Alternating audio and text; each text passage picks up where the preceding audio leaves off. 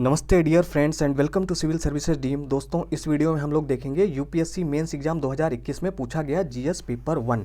ठीक है, तो मुख्य परीक्षा हो रही है और उसमें जीएस का पहला पेपर जो कि हम लोग इस वीडियो में देखने वाले हैं। ठीक है, इस पेपर की जो पीडीएफ है, अगर आप लोग डाउनलोड करना चाहते हो तो हमारे टेलीग्राम चैनल से डाउनलोड कर सकते हो। लिंक नीचे डिस्क्रिप्शन में और कॉमेंट सेक्शन में दी हुई है। ठीक है, तो जो एसए का पेपर था वो हमने ऑलरेडी वहाँ पे अपलोड कर दिया है, आप लोग डाउनलोड कर सकते हो। जितने भी पेपर होंगे वो सब सारे आपको हमारे टेलीग्राम चैनल से मिल जाएंगे। ठीक है, तो जो लोग नए लोग हैं उनको थोड़ी सी जानकारी मिल जाए, इसलिए कुछ इंपॉर्टेंट बातें यहाँ पे बता दें पहले, फिर हम आगे देखते हैं कि कैसे क्वेश्चन पूछे गए हैं। तो जीएस का फर्स्ट पेपर, जीएस के चारों ही पेपर जो है वो 250-250 नंबर के होते हैं और 3 घंटे का टाइम होता है। ठीक है, तो जो भी आपने मीडियम चूज़ किया होगा उसी मीडियम में आपको आंसर लिखने होंगे। ठीक है, तो यहाँ पे क्या है कि क्वेश्चन नंबर 1 से 10 तक के जो क्वेश्चन है, इनकी जो वर्ड लिमिट यानी जो शब्द सीमा है वो 150 शब्दों के अंदर आपको लिखना है इसका आंसर। और जो क्वेश्चन नंबर 11 से 20 तक के जो क्वेश्चन है उनकी जो शब्द सीमा है वो है 250 वर्ड। ठीक है, तो शब्द सीमा का ध्यान रखना है।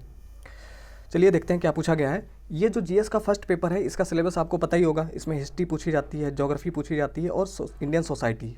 ठीक है, मोटे तौर पे अगर देखें तो पहला क्वेश्चन पूछा गया है आर्ट एंड कल्चर से या हेरिटेज से।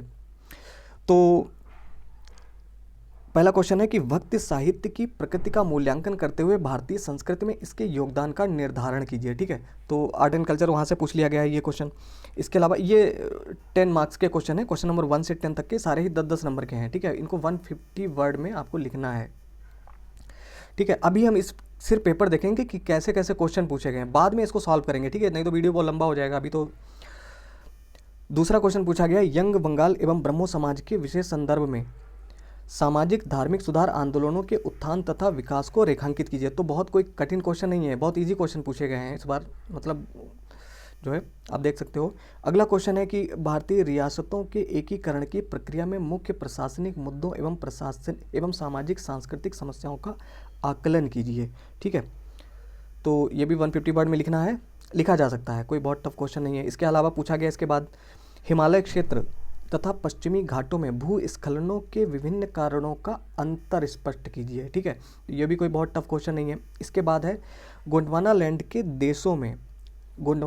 देशों में से एक होने के बावजूद भारत के खनन उद्योग अपने सकल घरेलू उत्पाद यानी जीडीपी में बहुत कम प्रतिशत का योगदान देते हैं, विवेचना कीजिए। ठीक है, ये बढ़िया क्वेश्चन पूछा गया एक। इसके बाद जो क्वेश्चन पूछा गया है वो है शहरी भूमि उपयोग के लिए जल निकायों से भूमि उद्धार के पर्यावरणीय प्रभाव क्या है, ये पूछा गया है। ठीक है, उदाहरणों सहित समझाइए। इसके अलावा पूछा गया है 2021 में घटित ज्वालामुखी विस्फोटों की वैश्विक घटनाओं का उल्लेख करते हुए। ठीक है, जहाँ जहाँ ज्वालामुखी विस्फोट हुआ है 2021 में उनका उल्लेख करते हुए क्षेत्रीय पर्यावरण पर उनके द्वारा पड़े प्रभावों को बताइए। करंट अफेयर से पूछ लिया गया। ठीक है, ज्योग्राफी को करंट अफेयर से रिलेट करके पूछ लिया गया है। अगला क्वेश्चन है भारत को एक उपमहाद्वीप क्यों माना जाता है, विस्तार पूर्वक उत्तर दीजिए। ठीक है, ये तो बिल्कुल जैसे पीसीएस में नहीं, स्टेट पीएससी में पूछा जाता है, बिल्कुल वैसे क्वेश्चन पूछा गया है।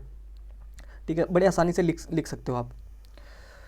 और इसके बाद है क्वेश्चन मुख्य धारा के ज्ञान और सांस्कृतिक प्रणालियों की तुलना में आदिवासी ज्ञान प्रणाली की विशिष्टता की जांच कीजिए।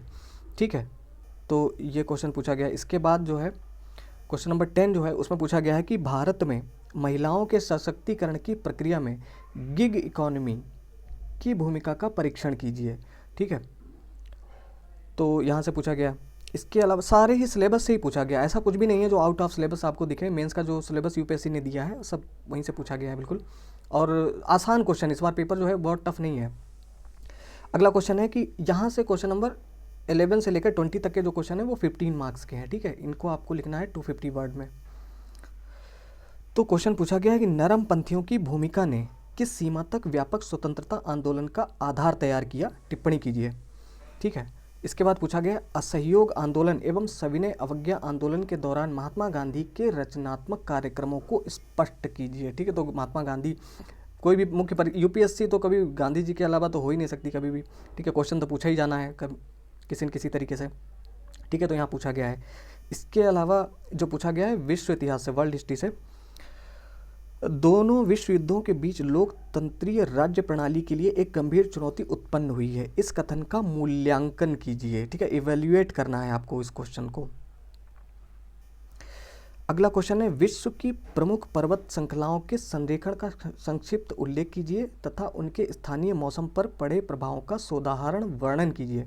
ठीक है, तो ये पूछा गया है। इसके अलावा अगला क्वेश्चन है क्वेश्चन नंबर 15, आर्कटिक की बर्फ और अंटार्कटिक के ग्लेशियरों का पिघलना किस तरह अलग अलग ढंग से पृथ्वी पर मौसम के स्वरूप और मनुष्य की गतिविधियों पर प्रभाव डालते हैं, स्पष्ट कीजिए। ठीक है, ये पूछ लिया गया है।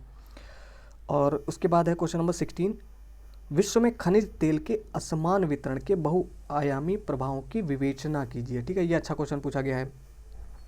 इसके बाद है कि भारत के प्रमुख शहरों में आईटी उद्योगों के विकास से उत्पन्न होने वाले मुख्य सामाजिक आर्थिक प्रभाव क्या हैं। ठीक है, तो वहाँ से ये क्वेश्चन पूछा गया है आईटी इंडस्ट्रीज से। इसके बाद है जनसंख्या। जनसंख्या शिक्षा के प्रमुख उद्देश्यों की विवेचना करते हुए भारत में इन्हें प्राप्त करने के उपायों पर विस्तृत प्रकाश डालिए। ठीक है, तो इससे पूछ लिया गया है। फिर है क्रिप्टो करेंसी क्या है, बहुत इंपॉर्टेंट क्वेश्चन पूछा गया है। क्रिप्टो करेंसी क्या है, वैश्विक समाज को यह कैसे प्रभावित करती है। ठीक है, क्या यह भारतीय समाज को भी प्रभावित कर रही है। न्यूज़पेपर से समझ लो, अगर न्यूज़पेपर अच्छे तरीके से पढ़ा होगा तो ये पूरा लिख सकते हो बहुत अच्छी तरीके से। और इसके बाद लास्ट क्वेश्चन है, भारतीय समाज पारंपरिक सामाजिक मूल्यों में निरंतरता कैसे बनाए रखता है, इसमें होने वाले परिवर्तनों का विवरण दीजिए। ठीक है दोस्तों, तो ये 20 क्वेश्चन है। अभी हमने सिर्फ आपको ये बता दिया कि क्या क्वेश्चन पूछे गए। ये देखना बहुत ज़रूरी है कि कैसे कैसे क्वेश्चन पूछे जा रहे हैं, अगर आप आगे के लिए तैयारी कर रहे हो तो। ठीक है, तो बाद में कभी इसका पूरा एक्सप्लेनेशन एक एक क्वेश्चन के बारे में अगर डिटेल में आप लोग चाहेंगे तो हम लोग इसका पूरा अच्छा एनालिसिस या चाहेंगे कि मॉडल आंसर भी आपको मिल जाएंगे। ठीक है, इस पेपर की पीडीएफ आप डाउनलोड करना चाहते हो तो डाउनलोड कर सकते हो, लिंक आपको कमेंट सेक्शन में और डिस्क्रिप्शन में मिल जाएगी। ठीक है दोस्तों, तो इसके बाद जो जितने भी पेपर होंगे वो सारे ही हम अपलोड कर देंगे, उनकी पीडीएफ भी आपको दे देंगे अपने टेलीग्राम चैनल पर। ठीक है दोस्तों, तो इस वीडियो में इतना ही, मिलते हैं अगले वीडियो में, तब तक के लिए नमस्कार, जय हिंद।